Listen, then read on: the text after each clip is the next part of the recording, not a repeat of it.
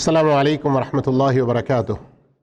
الحمد للہ رب العالمین والصلاة والسلام علی سید المرسلین نبینا محمد وعلی آلہ وصحبہ اجمعین، اما بعد۔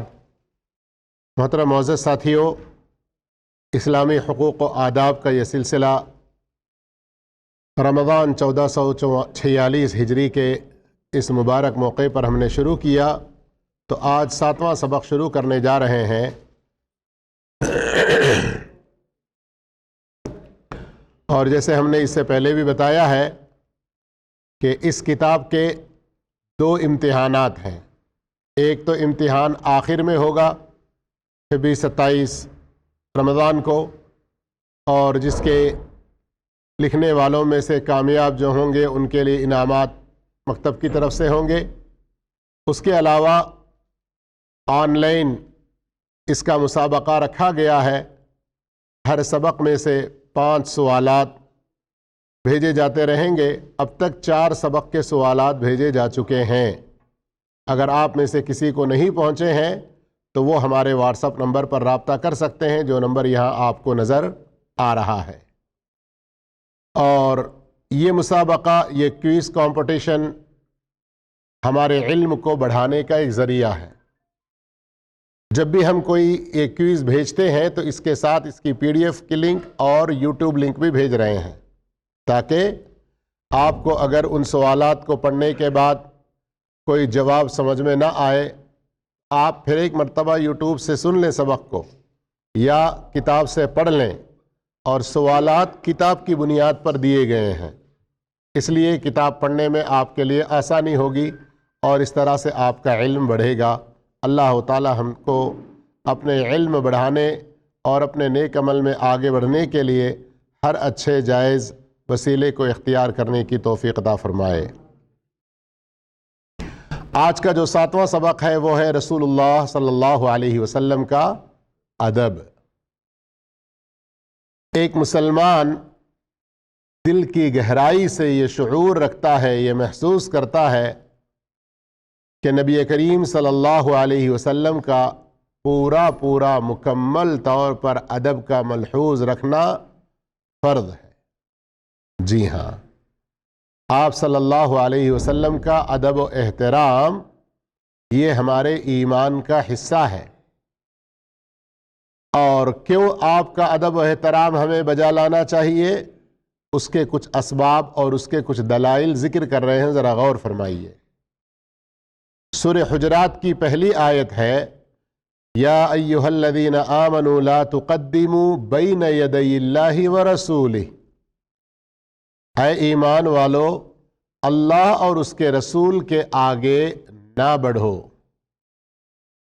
اسی صورت کے آیت نمبر 2 میں اللہ رب العالمین نے فرمایا، یا ایھا الذین آمنوا لا ترفعوا اصواتکم فوق صوت النبی۔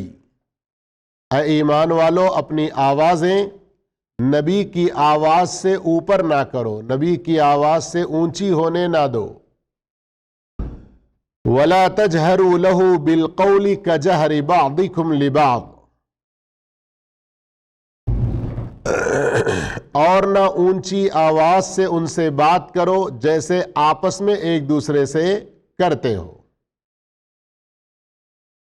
اب یہ دو جو حکم اللہ رب العالمین نے ہمیں دیے ہیں، ایک، آپ کی آواز سے بڑھ کر ہماری آواز نہیں ہونی چاہیے۔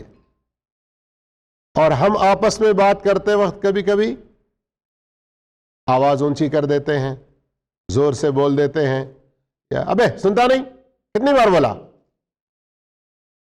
اگرچہ کہ کسی سے عزت و احترام کے ساتھ بات کرنے والے ہوں، لیکن 2 بار 3 بار نہ سنیں تو، یا آدمی سنا لیکن جواب نہیں دے رہا ہے، تو ذرا دوسری بار یا تیسری بار چوتھی بار غصے سے کس طرح سے بولتے ہیں۔ تو یہاں غور کیجئے، اللہ کے رسول صلی اللہ علیہ وسلم کے ادب کا کیسا خیال رکھنے کا اللہ حکم دے رہا ہے کہ جیسے تم آپس میں اپنی باتیں کرتے ہو نا اونچی آوازیں کر کے، اس طرح نبی کے ساتھ گفتگو نہ کرو، اس طرح نبی کے ساتھ اپنی بات چیت نہ رکھو۔ اگر کسی نے اپنی آواز کو نبی کی آواز سے اونچی کر دی، کوئی نبی صلی اللہ علیہ وسلم سے بات کرتے ہوئے ایسا گفتگو کیا جیسے اپنے آپس میں بے ادبی کا، تو غور کریں اس کا نقصان کتنا بڑا ہے۔ آیت کے آخر میں اللہ رب العالمین بتلا رہا ہے، اللہ اکبر، رونگٹے کھڑے ہونا چاہیے، دل کانپ جانا چاہیے، ان تحبط اعمالکم وانتم لا تشعرون، کہیں ایسا نہ ہو کہ تمہارے اعمال اکارت ہو جائیں، برباد ہو جائیں اور تمہیں خبر بھی نہ ہو۔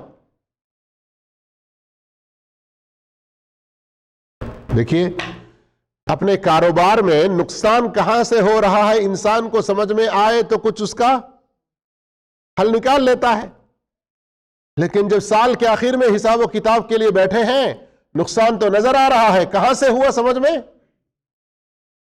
تب اس وقت سال بھر کے بعد پچھتانے سے کچھ بنے گا؟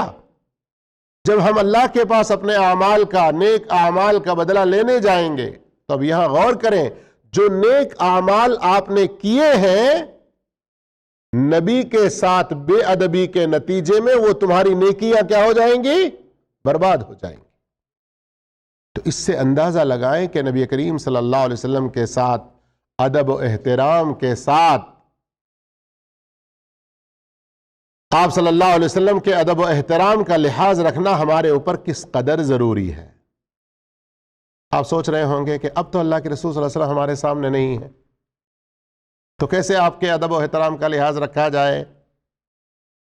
کیسے؟ امام قرطبی رحمہ اللہ اور دوسرے مفسرین کرام نے ان آیات کی، یہ جو سورہ حجرات کی پہلی اور دوسری جو آیتیں ہیں، ان کی تفسیر میں بہت واضح طور پر ذکر کیا ہے کہ اب اللہ کے رسول صلی اللہ علیہ وسلم نہیں ہے، لیکن کیا ہے؟ آپ کی سنتیں ہیں، آپ کی احادیث مبارکہ ہیں۔ آپ صلی اللہ علیہ وسلم کے بارے میں جو صحیح حدیث سے ایک بات ثابت ہو جائے، بلا چوں چرا، بغیر کیوں کیسے اس طرح کے سوالات میں پڑے بغیر عمل کرنا چاہیے، عمل نہ کر کے اس پر ہم اپنی رائے، اپنے بڑوں کے خیالات، دوسروں کے فتوے، ان سب چیزوں کو اہمیت دیں گے، تو ایسی صورت میں یہ خطرہ بھی ہو سکتا ہے۔ اللہ تعالیٰ نے آپ کی اطاعت مومنوں پر فرض کی ہے اور آپ کی محبت کو ان پر واجب قرار دیا ہے۔ یہاں دو باتیں بتائی جا رہی ہیں، ایک آپ صلی اللہ علیہ وسلم سے محبت، اور ایک آپ صلی اللہ علیہ وسلم کی اطاعت۔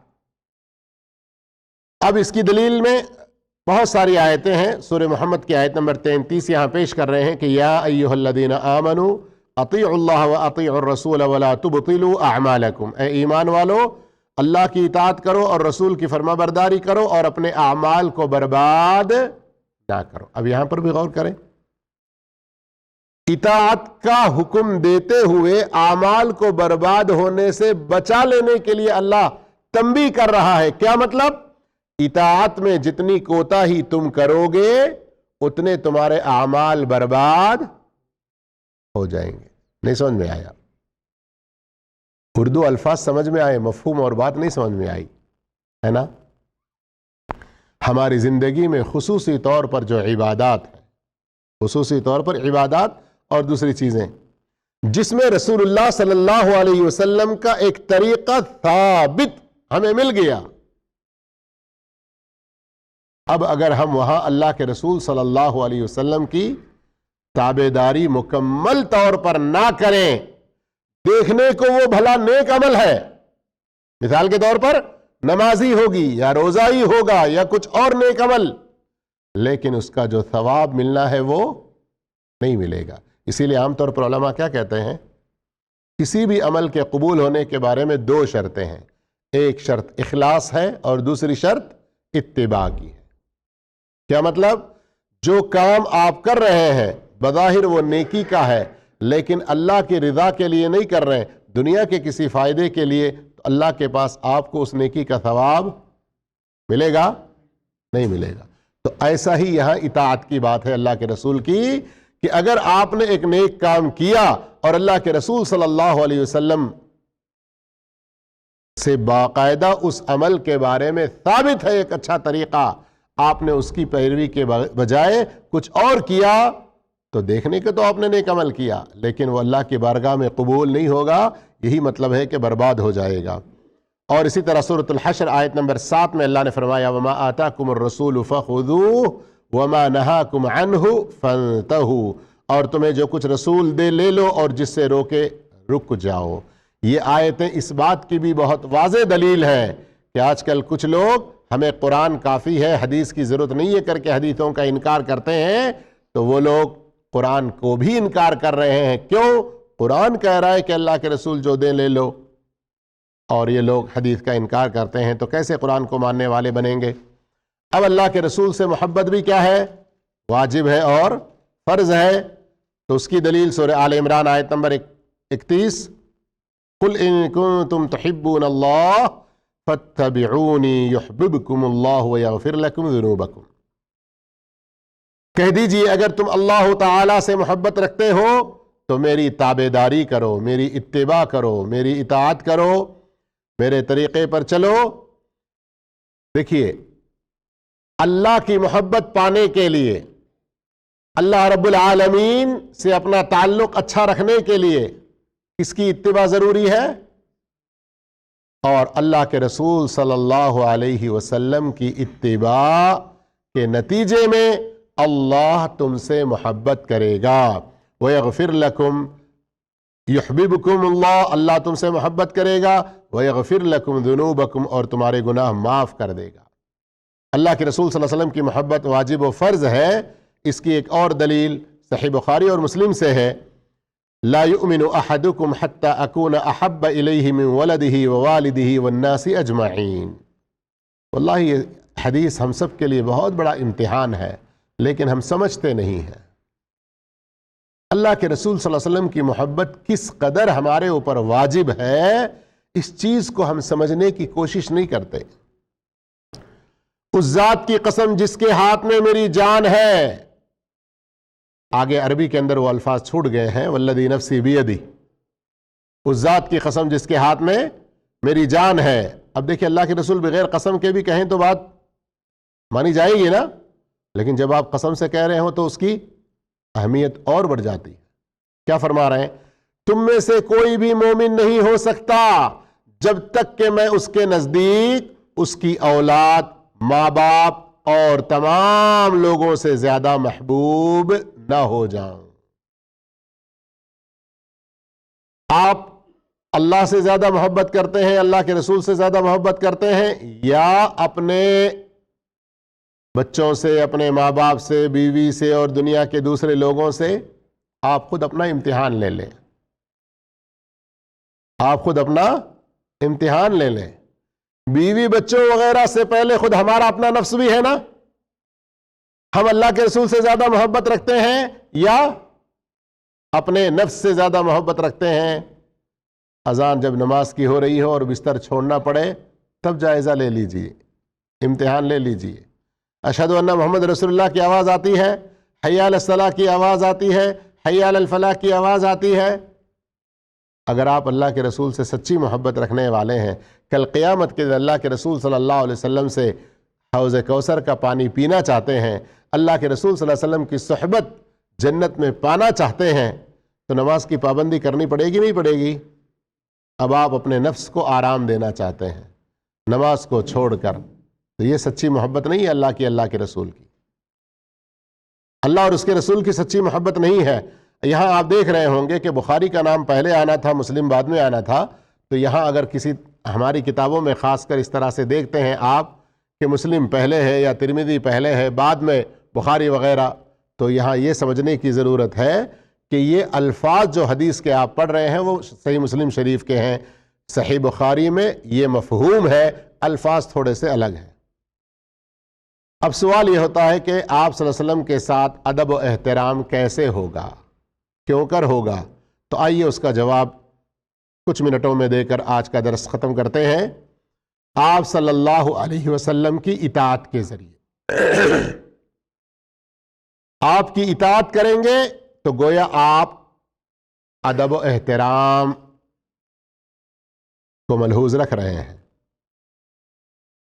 آپ کے والد کی آپ اطاعت کریں گے تبھی تو کہا جائے گا کہ یہ بڑا اپنے باپ کا خیال رکھنے والا ہے، ان کے ادب کا لحاظ رکھنے والا ہے۔ باپ ایک حکم دے، آپ کہیں دوسرے بیٹے کو بول لو میں ہی کروں، کیا میں اکیلے، میرے اکیلے کوئی جنم دیے ہیں کیا تم؟ آج ہم بیٹوں کا جواب ہوتا ہے نا، اللہ المستعان۔ تو یہاں اللہ کے رسول صلی اللہ علیہ وسلم کا ایک ایک حکم ہمارے سامنے آئے، ہم اس کو ٹھکرا دیں، اس پر عمل نہ کریں اور دعویٰ کریں کہ آپ سے بڑی محبت، آپ کا بڑا ادب ہم کرتے ہیں۔ دین و دنیا کی تمام راہوں میں آپ صلی اللہ علیہ وسلم کے نقش قدم پر چلنا، آپ صلی اللہ علیہ وسلم کے نقش قدم پر چلنا۔ اب اس بارے میں صحابہ اکرام کی مثالیں دی جائیں تو بات بڑی لمبی ہوگی، وقت کافی نہیں ہوگا۔ آپ صلی اللہ علیہ وسلم کا ادب کیسے کیا جائے؟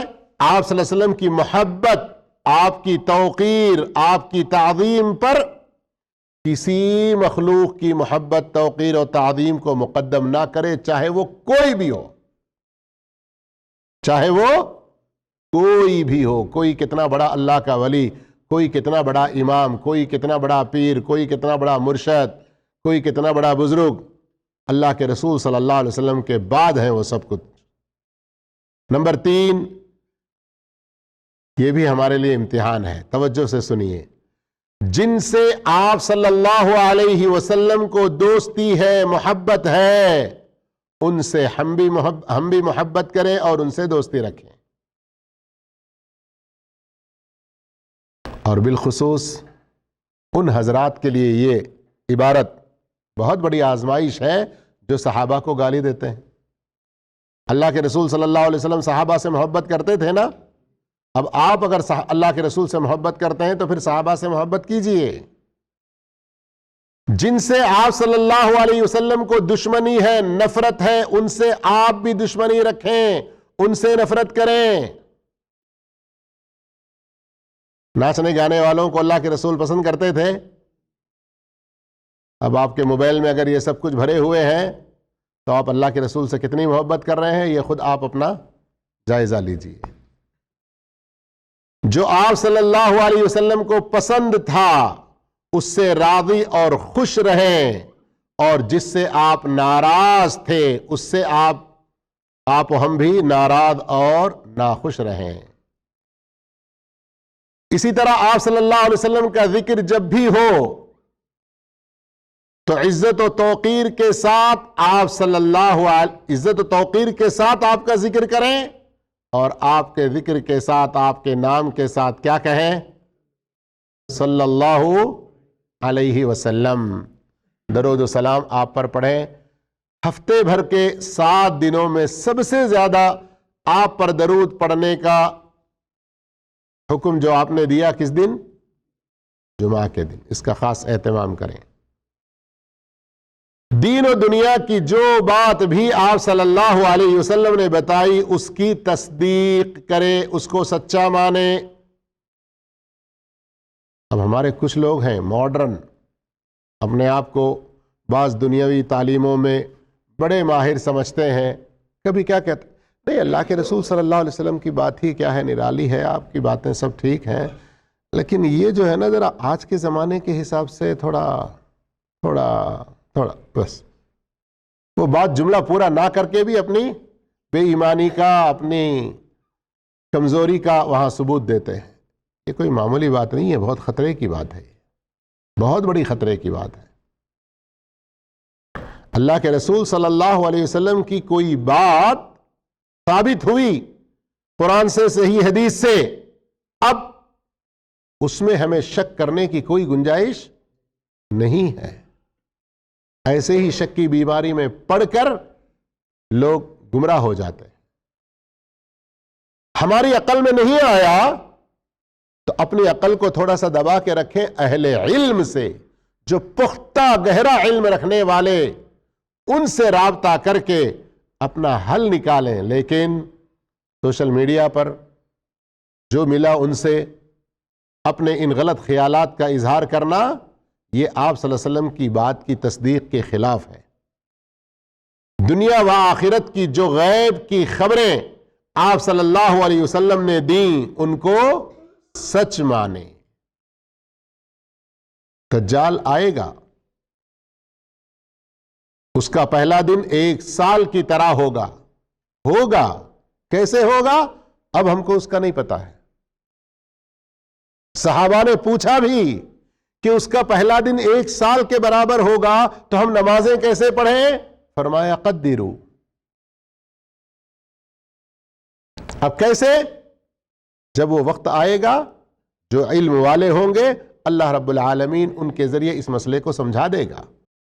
لیکن ابھی ہمارے سامنے آیا نہیں ہے، لیکن بلا وجہ الجھن میں پڑھ کے وہ کیسے 1 سال کے برابر، کتنی نمازیں ہوں گی، پھر کس طرح سے پڑھا جائے گا؟ نہیں، یہ تو عقل میں آنے والی بات نہیں، اس لیے اس کو ماننے کی ضرورت نہیں ہے. بعض بڑے بڑے جو اپنے آپ کو لوگوں میں رہنما مفکر کے نام سے جن کی کتابیں پھیلی ہوئی ہیں، اس طرح کی کچھ حدیثوں کا انکار کر دیتے ہیں. تو یہ سراسر غلط بات ہے. اب آئیے 2-4 جملے اور ہیں لیکن بڑے اہم ہیں، اور اگر واقعتاً ہم اللہ کے رسول سے محبت کرتے ہیں تو ہمیں یہ کام حتی الامکان کرنا چاہیے. کرنے کی صلاحیت نہیں ہے تو وہ صلاحیت اپنے اندر پیدا کرنے کی کوشش کرنا چاہیے. کیا ہے؟ کہ آپ صلی اللہ علیہ وسلم کے سنتوں کو زندہ کریں. سنتوں کو زندہ کرنے کا مطلب پتا ہے نا؟